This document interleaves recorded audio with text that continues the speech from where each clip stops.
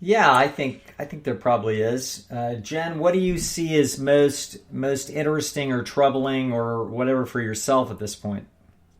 I see a couple of things, and they're all intersecting. And of course, this is all nominally about COVID, but I really see Yes. it more as about politics, as I see most things. COVID is about politics, but I guess the two things that are most catching my attention and most have me the most agitated is the seemingly lack of efficacy of these vaccines against the what we now are calling the Delta variant and potentially other variants. And so we're seeing this rising everywhere. I think even the White House and the CDC are starting to acknowledge that this is happening. And this was predicted by a lot of people who were a little bit skeptical or concerned about the vaccines because you can get into the weeds with this. If you want to, we've talked about this a little bit on Hawkblocked and elsewhere too, but the general idea is that the vaccines don't prevent infection. They're quote unquote non-sterilizing, so people are capable, even if they're fully vaccinated, of contracting COVID and spreading it to others. Less likely to do so than unvaccinated people, so the story goes, but certainly capable of doing so. And that what that does, what this sort of hypothesis has held since the beginning, since I've been paying attention, is that it puts selection pressure on the virus to mutate in ways that evade the vaccine, essentially. And so you are increasing the fitness frontier for this virus to get around the fact that it doesn't like a vaccinated body very much, and it can find other ways to propagate itself and live its little successful virus life. And since viruses are not living things in the same way that we think of most living things, it's a little strange to talk about it in this kind of way, but it's definitely mutating and replicating in exactly the same sort of way we would think of natural selection pressure being put on fruit flies in a lab that are in a hostile environment that have to adapt to it. And so this hypothesis has been around for a long time, and there's a very good case to be made that that's part of what's going on with Delta and potentially with other variants. This goes by various names, most usually the swarm hypothesis, particularly if COVID came to us as a lab leak from a lab that was attempting to develop a vaccine for SARS. The idea is that COVID itself could be an attenuated version of SARS, i.e., sort of a watered down version of the original virus. And that if that is the case and you expose it to all of the selection pressure out there in the wild with a bunch of vaccinated and unvaccinated people who are intermingling and engaging in high-risk behaviors because they have the false confidence of high vaccination rates, and so they're just spreading it all over the place. You're a bunch of millions and millions of walking petri dishes as this sort of global gain-of-function experiment for this virus is happening, and that potentially, if it did come to us as an attenuated version of SARS, it retains the memory of that high fitness state within it and could sort of de-attenuate back into the most virulent version of itself. This has happened before with other viruses. This is the sort of thing that will happen to chicken farms in China when attempting to eradicate this sort of viral spread. There's a history for it. So that has me concerned just on its own merits. And then the intersection of all of that with the current trend politically, with the sort of this Manichaean setup where it's us versus them, where it's a divided nation, it's the vaccinated versus the unvaccinated, and that if things start going to shit, it's the unvaccinated people's fault. And this is a very tried and true sort of political trope. It's very intuitive. It confers a lot of status and virtue on people who feel like they've done the right thing against the evildoers in their midst, when in fact we don't know exactly what's going on here. We don't know if the increase in cases is going to go anywhere dangerous or have any sort of relevance for human life, or if it's just going to be sort of this little bump in cases and variants like Delta, which don't look that bad as variants go. Delta's sort of a pussycat of a variant of this thing, or so it seems. The fear is that you do get worse variants, potentially even more virulent than COVID as we know it, and that you have the scapegoating going on of the unvaccinated, which may or may not be accurate, but is certainly politically expedient and leads at best to calls for increased state coercion, increased control, increased vaccination mandates, and at worst leads to great social unrest and, a sort of a civil war type situation. So I'm concerned. I'm looking at all of these things, kind of not knowing where any of them are going, not knowing how worried I should be, but seeing a lot of ingredients in place for a really perilous kind of situation that has a precedent historically in various other contexts. And just through my political science goggles, feeling a lot of angst around that. Wow. Dr. Hawk, can you talk to us about some previous political situations where this has happened? No, well, I don't think there are anywhere it's happened around biology in this kind of way, but definitely it is in the sort of pitting citizens against each other sort of authoritarian playbook. This goes way back, so we can see lots of corrupt states of various stripes that essentially set warring groups, whether they're ethnic groups or groups that have different political interests. They keep them distracted and a house divided against each other while the corrupt state is actually managing to get away with whatever it wants to get away with. And so that's, there are just countless examples of that. Pretty much every civil war on record is that story. And so when I start to see dominant narratives that are really in the business of othering part of the population as there's so much rhetoric. I'm gonna have a bunch of clips on Hawk Block this week that just put it all together so people can hear it out of the mouths of the actual politicians. But, one guy was saying, someone from, I think, the UK was saying that these idiots just need to sit down and do what they're told. They don't deserve a voice anymore. There's this kind of, it's not fully, I don't want to use the word dehumanization because I don't think it's reached dehumanization. But that is kind of that is one of the things that you watch out for in a nation that is on the brink of a lot of unrest, is when different groups are regarding each other with this dehumanizing lens. And that is definitely, we are on the path to that, if not already there. And you're seeing national leaders around the globe using this language. Like, it's time that the unvaccinated people start to pay for this. You're hearing that sort of thing from governors in the U.S. The new prime minister of Israel was using very similar language. Like, these people, those people, they don't deserve anything. They are responsible for the situation that we find ourselves in, and we are not going to pay the price that they have, wrought upon us. And that's all well and good if in fact they are to blame. It's still a political disaster and can lead to really, really horrible crimes against humanity and everything else. But my concern is that in this case, it's not even accurate. That ironically, what could be going on is that the vaccinated are, there was somebody on Twitter who used the very evocative term, spewing mutations like confetti from their jabbed bodies. and that we're all equally guilty of that, vaccinated and unvaccinated, because we're all acting like this is over and we're all mingling together and we're just swapping it back and forth, and the thing is following its fitness frontier as everything on Earth does. So no reason to panic necessarily just this minute. Maybe by the time this show comes out it will. But I am concerned. I have a lot of things that that are keeping me up at night. Wow. Yeah. And does what's happening in France keep you up at night at all? Well, that's one of these great turns toward us and them. Yes. This very Manichaean, very you're with us or against us. I mean, this is the language that authoritarian regimes use, and it can be and historically is extremely effective.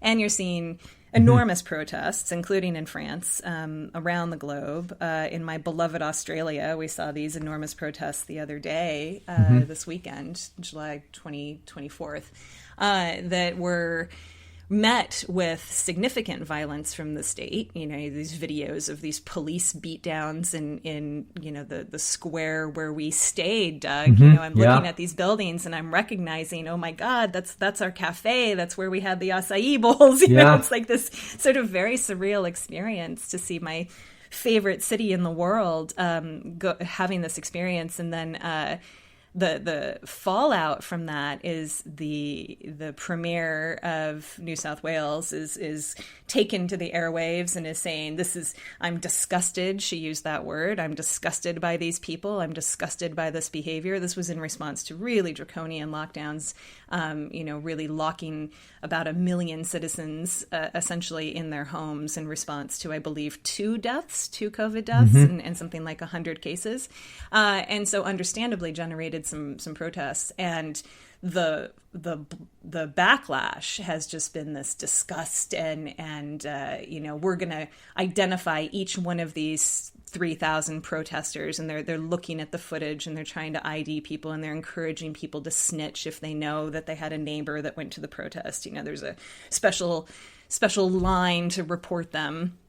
And this kind of thing is troubling. It's very, very, very troubling. And if it were happening in the shadow of Ebola, and something, you know, horrific happening in this incredibly virulent contagion that was just indiscriminately destroying lives, that would be one thing. And COVID is, you know, not a very friendly virus. It's a nasty hoe, as someone on Twitter called it, which I thought was a nice little way to characterize it. It's a nasty, nasty virus, and it really wreaks havoc on people, and it is worse than the flu by quite a bit. But there is some trade-off there between how authoritarian do our technologies and our techniques get to try to manage a population that is resistant to vaccination, that is resistant to lockdown measures. And it seems to be globally the answer is just leaning fully into tightening those screws. And, you know, that all of the directions that could go, I mean, our imaginations can run wild with that. So, yeah, concerning. Yeah, definitely. Holy smokes. I'm just completely and utterly disgusted by the whole thing. I feel extremely fortunate to be insulated, that I'm not working for the VA administration, or that I'm no longer a prison psychologist in California, as now California is requiring state employees to be vaccinated. This is unbelievably stupid from any scientific point of view. Right now. Let me explain why there is no rationale for this at this point. In order to argue that the vaccine is worthwhile for an individual, you must be able to run a cost-benefit analysis. It was interesting that Robert Malone, in his interview, I believe, with Brett Weinstein, said that the cost-benefit analysis is not complicated. It's actually pretty simple. It's pretty simple arithmetic. Tell me all of the things that go wrong with the vaccine. Tell me how much it looks like it's helping, and help me self-identify within a cohort, male, female, age, etc., and pre-existing conditions where it may be particularly helpful or particularly dangerous and harmful. And there we have it. We got a nice little grid so that a human being can make an intelligent decision. None of this is happening. What people hear are blatant, flat-out lies coming from the government. The government does not, Fauci, all these people do not report the truth. They are absolutely distorting the evidence, okay? And they know they're doing it. It's disgusting beyond belief. Let me lay out for people what kind of data we need, and it would be a little bit tricky to get it, but we could get it at this point. We could get very good estimates at this point if anybody wanted them, but let me tell you what it is that you would need. You would need, this is just to determine the death issue. Okay, forget the other issue that is more perplexing for many of us would be what are the risks of infirmity as a result of a vaccine. So that's a different issue. And but just to figure out where we are right now with respect to this pandemic, let me give you a calm mathematical analysis of the questions that are here. First of all, we are seeing a vast decrease in the amount of deaths all over the place. So, for example, in the UK, the deaths are vastly less than they were before. The United States, they're vastly less than they were before. So, in other words, the numbers are clearly, I think the United States, as of today, let me think about this. It looks like we're averaging in the last week about 238 people a day dying. Okay, that is way less than where we were in January. January, we're 2,000 or 3,000 a day. So this is a factor of 10 difference. Now, in the UK right now, supposedly you hear the Delta variant is raging. Yeah, it's raging. 40 people a day are being assigned death from COVID. And incidentally, there's questions that those need to be modified by subtracting by about 20% off the top or 25% off the top because of the essentially inaccuracies and over-reporting of COVID deaths. But that's nitpicking about one part of the parameters. I want to talk about the big ones. Why are we having vastly less deaths? That's an important question. If you were so obtuse as to think that the reason we're having less deaths is because of the vaccine, you are too stupid to be in charge of a lemonade stand. There is no reason to infer that that is the reason why we have significantly less deaths now. Okay? The death rate in the United States was crashing, folks, before the vaccinations were even off the ground. Okay? They had already gone through about 80% of what they were going to go through earlier this year with the big wave by the time 2% of the United States had been vaccinated. So the vaccine had absolutely nothing to do with that reduction. These charlatan criminals are actually saying they are using data from the first of the year and saying 99.9% of the people that have died are unvaccinated. That is because they are including all of the people from January 1st, which means almost everybody that's died in the United States, okay, had died of the people this year. Almost everybody, actually, I don't even know what data they're using. They're definitely using, oftentimes when they quote it, they're using data from January 1st. Sometimes they use the entire epidemic.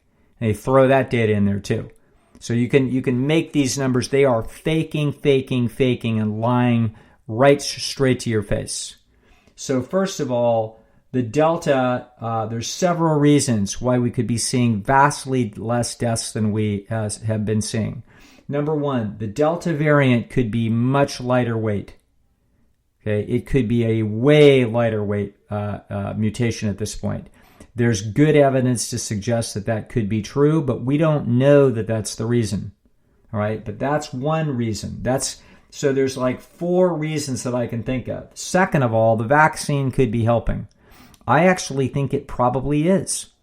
Okay, so I think that if you were honest about it, you could actually put the grid up there and show us how valuable that the vaccine might be. Now, from my last look at the data in the UK, of the people that are dying, about half of the people are vaccinated and about half of them aren't vaccinated. Now, God help you if you say that in the United States, you're likely to wind up getting lynched, for God's sakes.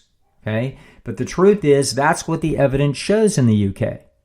Now, that being the case, the truth is, I think, way more people in the UK, at least in the older people that are the ones that are dying, by the way, more of them have been vaccinated, quite a bit more than have not been vaccinated. So that suggests that the vaccination has potency. That's useful. That would help us understand how valuable the vaccine would be.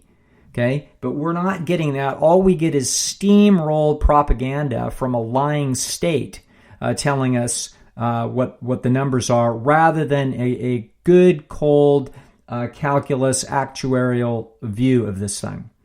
Thirdly, it could be that the reason why we're having less people die now than we had die in January is that we've paid forward a lot of the weaker people in our society. That we've had 500,000 or 500,000 or 600,000 people die of COVID, and now the truth is that we don't have as many feeble people left. Okay, so that is a possibility. Remember, the vast majority of people over 80 that contracted even the original COVID would survive, well over 90%. Okay, so the notion that this is a death sentence is absurd. Okay, finally, it's possible that the reason why we have less deaths now from the Delta variant is because of including the non-vaccinated people, that they have actually been previously infected with the COVID virus, and that's providing essentially a vaccination, natural. So there's actually 4 reasons that I can see why we're seeing... I can think of two additional... Oh, tell us. One's a big one, seasonality. Okay, right. So seasonality is huge. We would expect to see fewer cases in the summertime in the Northern Hemisphere than we would in the wintertime. So that was a lot of the plunge that came just as the vaccines were rolled out, and cases and death counts was related to that. And the second one is maybe more applicable in certain places than others. I certainly noticed it when I was out and about in Seattle yesterday, which is that people are still practicing a lot of distancing and masking behaviors. So people, a lot of indoor spaces, people are still 6 feet apart. Things are really still well ventilated. There's still lots of hand washing, lots of sanitizer going on. And so the sort of, to whatever degree those behaviors make a difference, and I think some of them do, some of them are more questionable, but that could be contributing as well. But the one thing, just to throw a little bit of a wrench in there, is, through the seasonality lens, one of the things that does concern me is if you look at the UK, yes, of course you see fewer cases than you do. And I'm looking at the UK in particular because if Delta is something to be concerned about, they're ahead of us. They sort of are, the wave has hit them earlier than it has hit us. And so I just had it in front of me. Let me bring it up again. So their deaths now they're seeing more deaths now than they were this week last summer. This time of year last summer, they were looking at 35, I'm just world meters here, 35, 50, between 30 and 50 deaths a day. And now they were between 30 and 50 about a week ago, and now we're getting up to the 80s, 90s. And those curves are climbing more steeply than they climbed during any of the other peaks too. So that's just to throw that at you in your analysis. That's one of the things that kind of has me a bit concerned, is if we're comparing those apples to apples with seasonality, it does look like cause for some concern. Well, I have a couple of, this is why this should be openly debated. First of all, the UK has a hell of a lot of cases now. So they have exploded. So I'm not... Yeah, I don't know... As many as they did last winter. Their case count is huge. Yeah, I don't know that seasonality is involved. I think this thing goes in inexplicable waves. So right now we're in the middle of the summer, and we are having a huge wave in the UK. All right, so that's so I think that a year ago the UK, for whatever reason, didn't have, it went through whatever process it goes through. So I heard some governor thinking that he knew that in August this or that was going to happen because that's what happened last year. Man, that's the law of small numbers. Like, there's no way I don't expect any shadow of 2021 to be shadowing 2020 at all. What I see is a capriciousness on the part of this virus. And if it were so seasonal, I don't know seasonal how. In other words, it explodes all over, Colombia, where it's not cold at all. So right. I'm not seeing this. So I think that the outbreak in the the U.S. case counts, there's really just one more data point just to throw in here. And Yeah. I don't disagree with you. Yeah. There's nobody who's having these debates like openly about these Right. things. So I want to just kind of I'm trying to imagine what people would come back with and Yeah. actually have that conversation somewhere that exists somewhere that people can listen to it. So the other thing is if you look at the sort of states in the United States, which is this little bit of a federal natural experiment in a lot of different ways, and also a Right. bit of a climate experiment. The states that started to see their cases climb in the summertime last year and had big issues in the summertime are they're the southern warmer states where it's actually spread through air conditioning, or so the hypothesis goes. So it's this indoor air circulation problem that is a little bit of that's interesting. you see some differences in the northern colder states in the U.S. have their peaks in the wintertime. The southern states had their peaks, or at least with the tiny data set that we have. Right. So if you look at the two maps of this week, last summer, what were the states with the highest case counts, the highest hospitalizations? It's the same 10 states that are having the highest counts now. Got it. And so that's that, and it's like Missouri, Texas, Florida, Arizona. So that's an interesting little That is. another That's perspective. Jen Hawk's real smart. That's why we have you on there. Real smart. SMRT. Well, from what I can gather, and this is where it gets also tricky, and that is that we don't. Well, first of all, the total counts of deaths are considerably down from where they ever were. So if you looked at Great Britain when they were in the major wave early this year, and now they're in a similar major wave in terms of when you look at case counts, the deaths are vastly less. They're down around 10% per infection from where they were before. Yeah. So yeah, and you similar case counts. You were looking at 1,000 deaths a day at the peak, and now you got 100. So that's right. That's really the difference there. Huge. And you see in the United States the same kind of thing that you're seeing. In other words, what we believe to be true, for example, is that we believe that there's about 3 cases in the U.S. for every case that you've identified. So right now we're identifying about 40,000 cases a day. So just roughly call it 100,000 cases a day are probably being born in the United States. And we are looking at about 250 people a day dying. So that's a 0.25. Okay. If you look in Israel, they have about 1,000 cases a day that they identify. They may identify more per capita than we do just because they're so vigilant, and it's a small, well-organized country.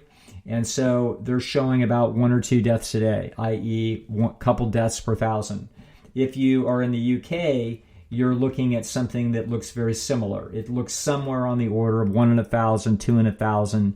None of this is all, by the way, substantially different than what we saw 6 months ago or any other time in this thing.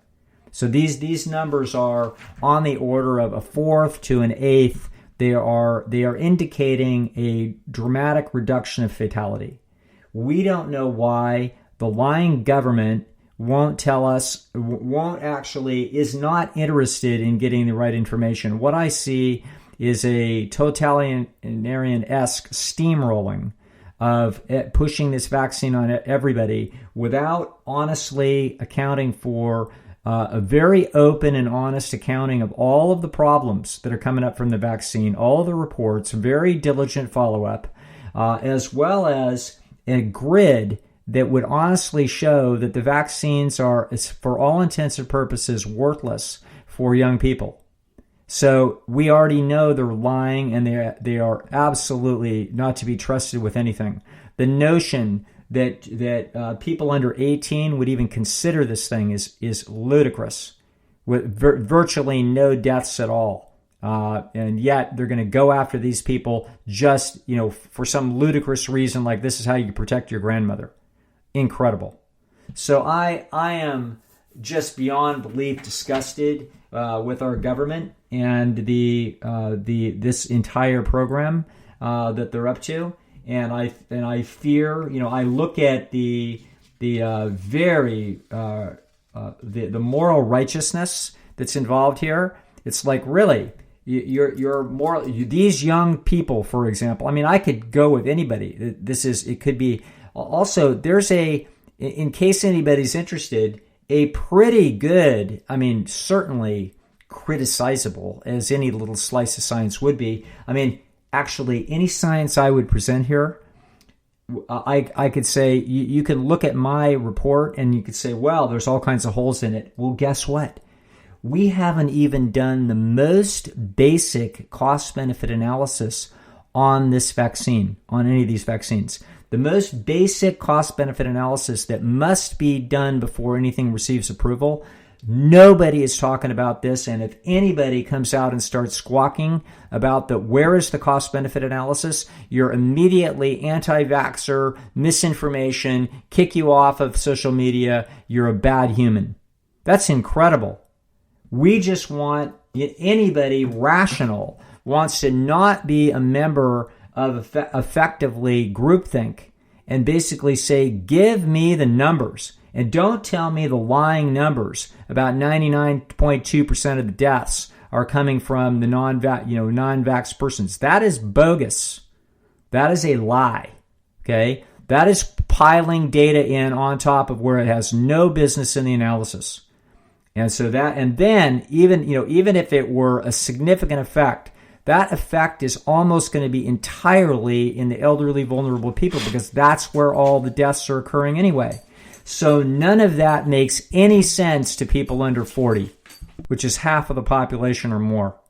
So the notion that we're going to be mandating this thing to steamroll this thing through for what? Some social process where I'm supposed to be defending you because you, even though you get to take the miracle vaccine and I don't want to, that I'm somehow responsible for a threat to you because you might have a breakthrough infection.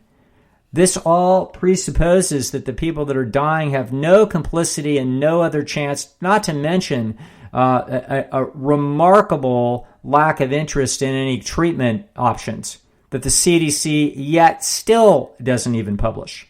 There is no CDC guidelines about how you're going to do that, except for, I guess, remdesivir, the useless drug that's super expensive. So the complicity, this is not blaming the victim. This is your government not highlighting anything. There is a lot of evidence. Deliberately misleading you and deliberately...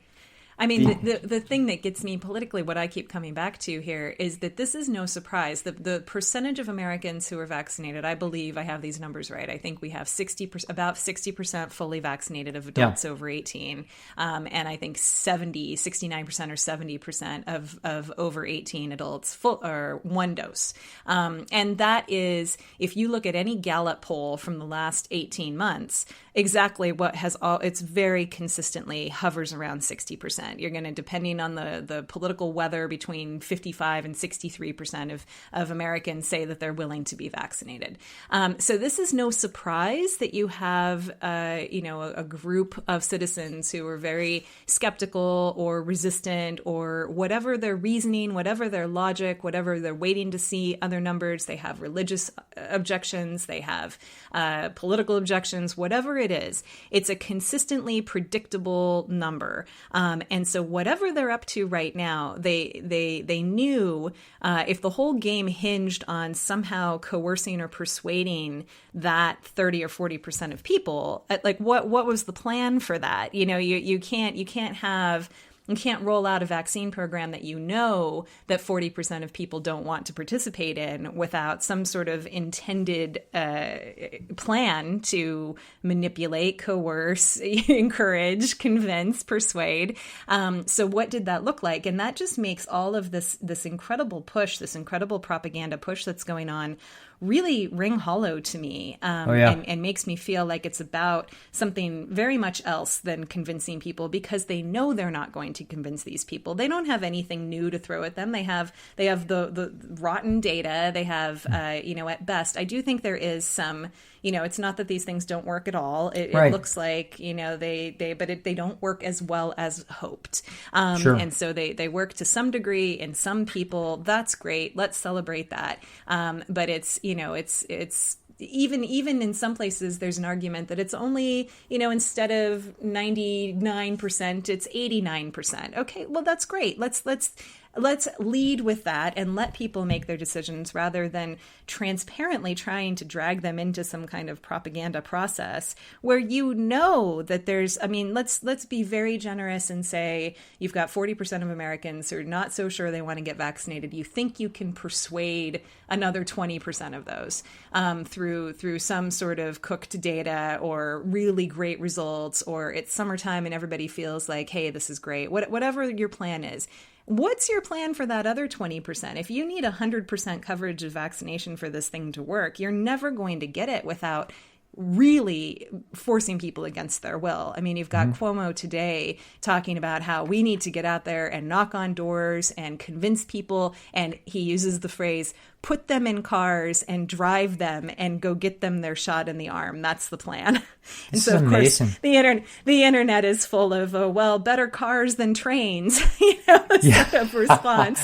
But I mean, was this the plan, you morons? Was this you're actually going to launch this door-to-door campaign where you were good luck with that 20% of Americans who don't want it and they're not going to do it. Like, I grew up with those people. Those people are feral.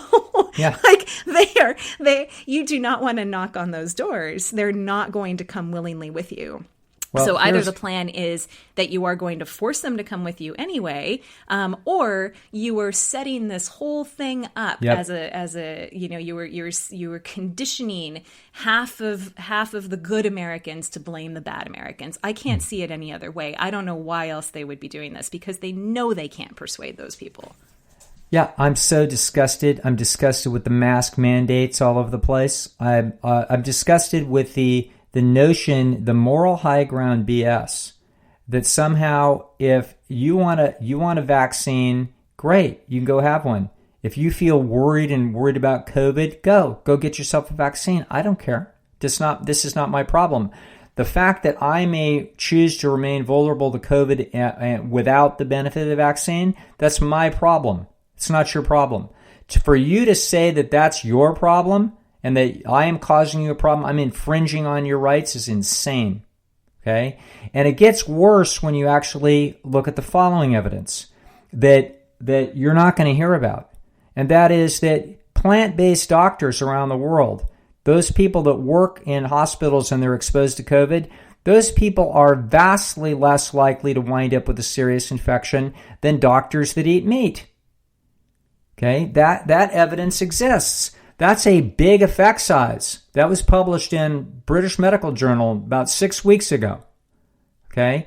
So it's like, suddenly we've got a 73% reduced likelihood. That goes from about a 1 in 4 chance of having a nasty infection down to a 1 in 16.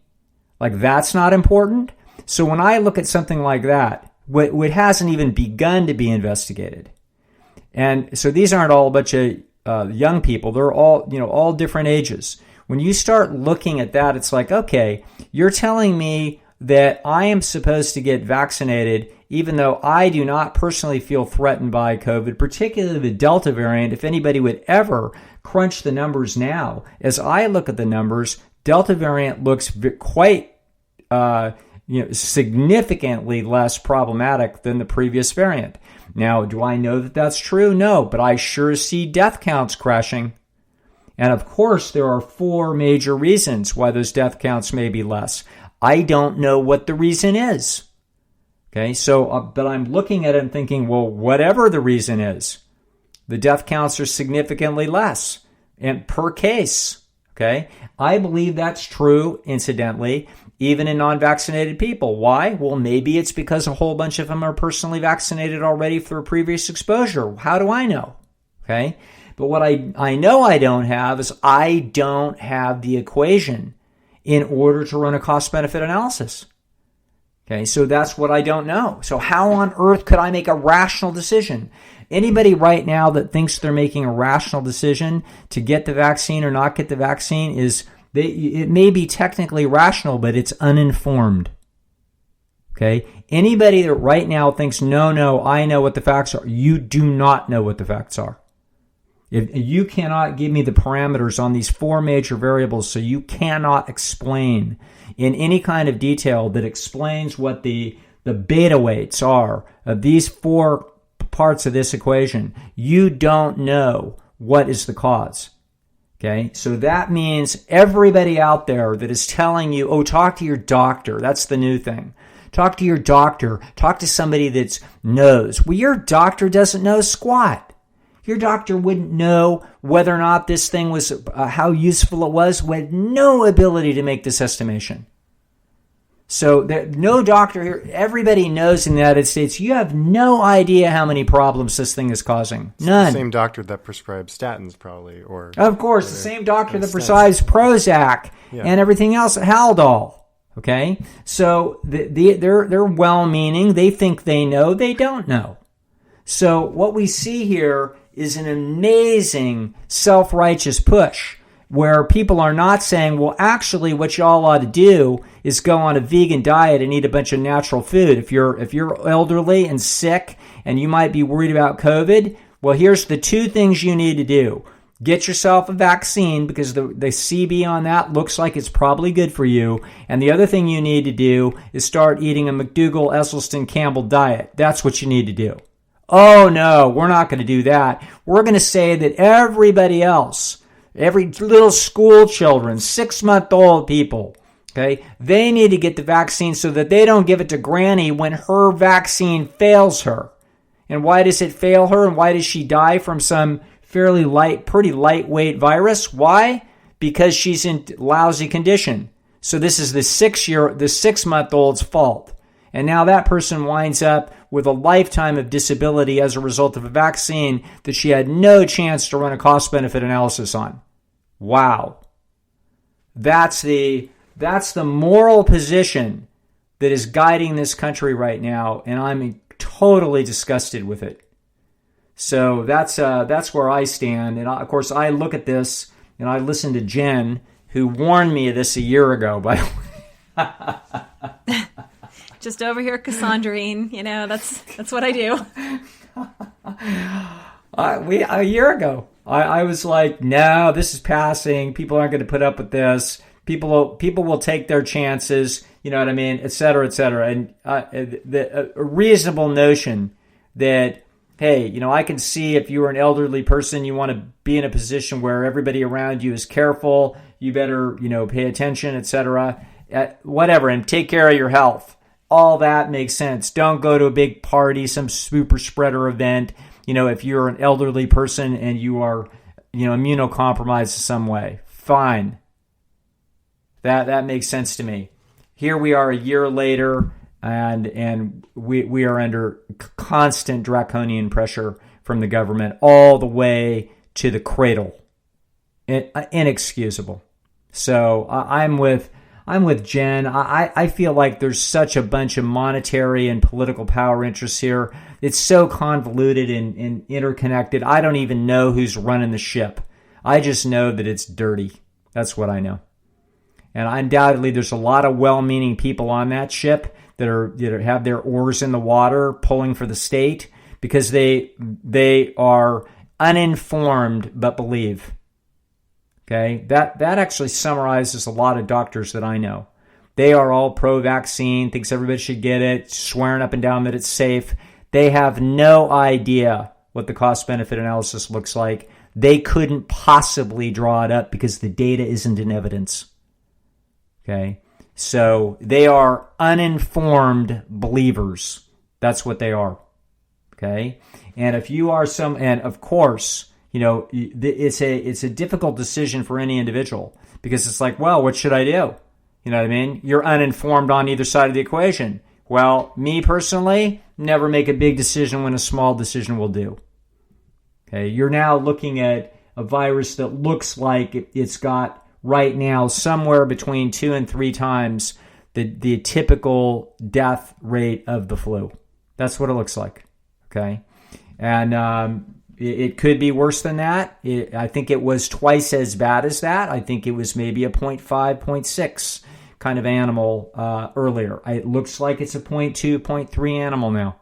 looks a lot less severe. I don't know if that's true, though. I just know that the death counts are way less per infection. So the reasons why that is are not known, but I have a feeling it's little pieces of, number one, the Delta is lighter. Number two, the vaccine is helping some. Number three, some of our weakest people have died. And number four, those previously infected people are somewhat already defended. Okay? But I think a big part of it is the Delta is lighter.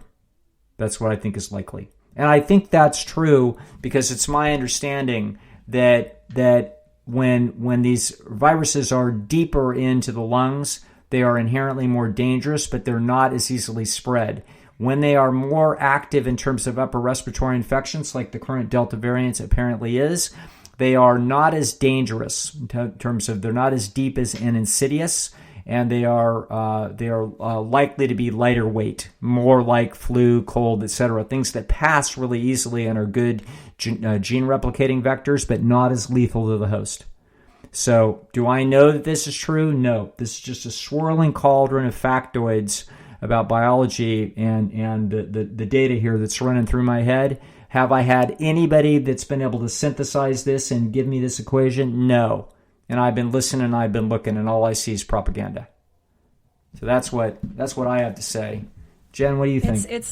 I think there's a lot to that where, the way that you're talking about this reminds me of the story with the blind men and the elephant. There's some of that too, where you have very specialized bureaucrats who understand their piece of the story, and they're looking in a very limited way at whatever's happening in front of them. And people are coming to conclusions and they're running CBs based on that information. But you really have to step back and look historically, look geopolitically, look like there's so much going on, and that I don't think anybody can. It's going to take, a lot of years, a lot of FOIA requests, a lot of declassified documents to ever sort all of this out. But I mean, I'm getting to the point where I am, quite agnostic about the vaccine per se.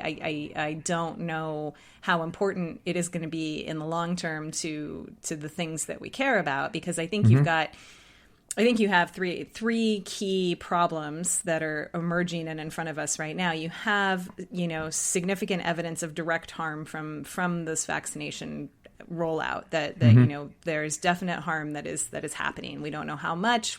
There's no way to track it through meaningful data. As we've said before, all we really have is this VAERS data, which we know is not great, but we don't know how much truth is there, or what we're really looking at in terms of direct harms from vaccines by age group or by other specific factors that would be important for people, gender, everything else.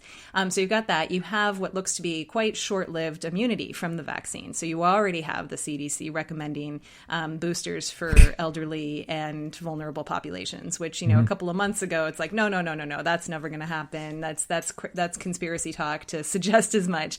But now it's just part of the narrative that, well, of course there are going to be boosters. Of course, this is only going to give you about 6 months of immunity. And that's, particularly if you're in a compromised or vulnerable position. So that's already just part of the story.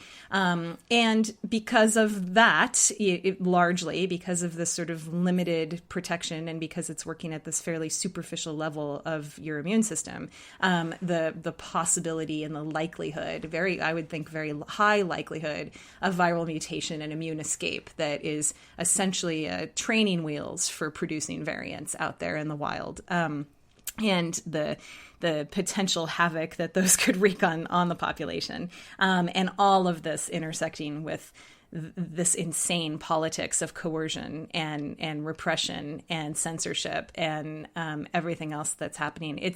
I've never seen anything like it. I can't believe how quickly this has happened, and where we find ourselves and the writing on the wall. And I'm very concerned about the winter. I'm very concerned about what's coming, both in the U.S. and around the world. I mean, look, Australia is completely captured by this. So, yep.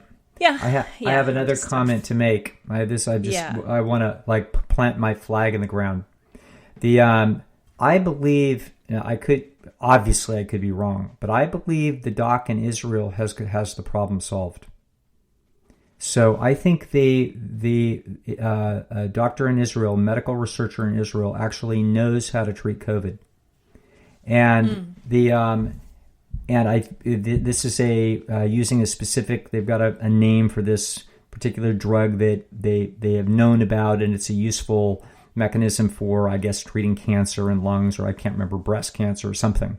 But the point is that the understanding is that it's the big autoimmune type storm that takes place after the COVID is under control that is the big problem, and the biggest problem is in the lungs. Yeah.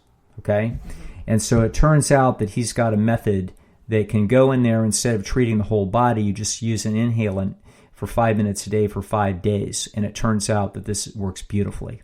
Now, he has said he's going to be they're in I think stage 3 clinical trials now in Greece and in India.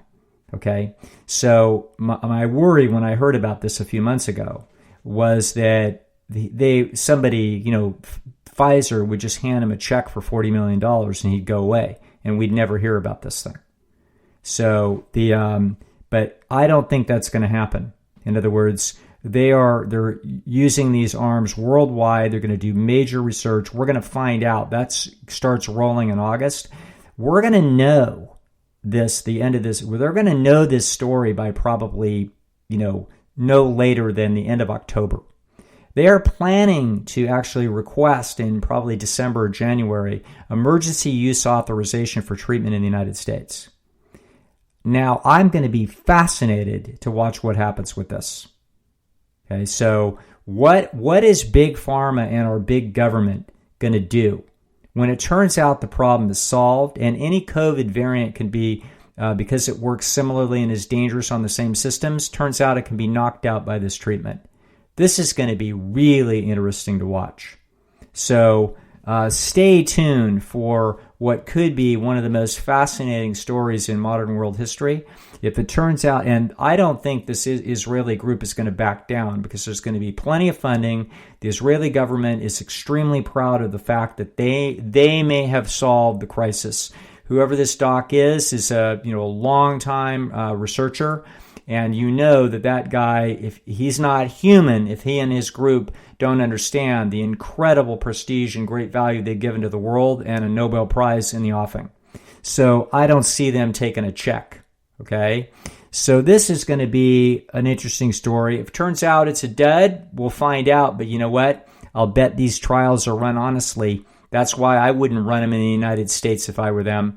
I'd run them in India. I'd run them in Greece. I'd run them in different places, and we'll take a sweet look at what this data looks like, because this problem may have been solved by some brilliant people around the world.